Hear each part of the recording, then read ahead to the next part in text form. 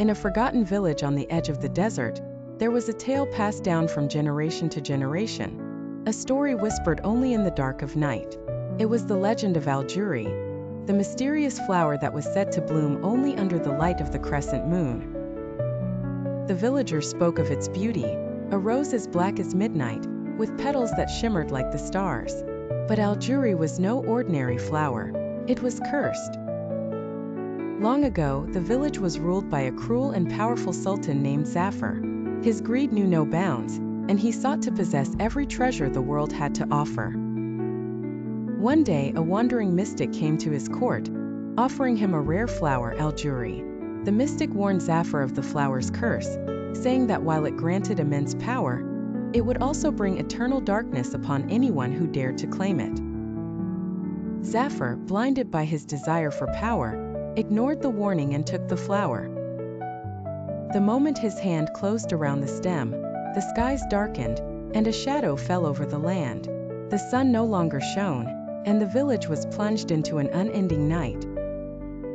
As the days passed, Zafir became consumed by the dark magic of Al-Jouri. His once proud palace crumbled into ruins, and the villagers fled in fear, leaving the cursed land behind. The village was abandoned for centuries, forgotten by all except for those who still told the story of Al-Jouri.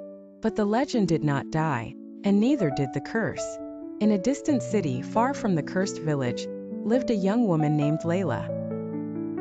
She had always been drawn to stories of the past, and the legend of Al-Jouri fascinated her more than any other. Despite the warnings of her elders, Leila decided to seek out the cursed flower, convinced that she could break the curse and restore light to the land. Leila's journey was long and perilous.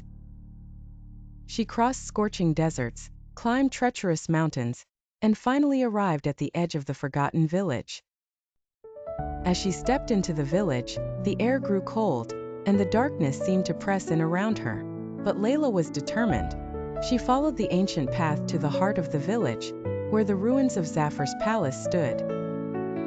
In the center of the ruins, bathed in the faint light of the crescent moon, was Al-Jouri. The black rose was even more beautiful than Leila had imagined, its petals shimmering like obsidian. But as she reached out to touch it, a voice echoed through the darkness. "Who dares disturb the curse of Al-Jouri?" Leila turned to see a figure emerging from the shadows. It was the ghost of Sultan Zafir, his once regal form now twisted and consumed by the dark magic of the flower. His eyes glowed with an unnatural light as he approached her. "You seek to break the curse?" he hissed. "You are a fool like the others before you. Al-Jouri cannot be tamed. It is bound to the darkness, and so am I."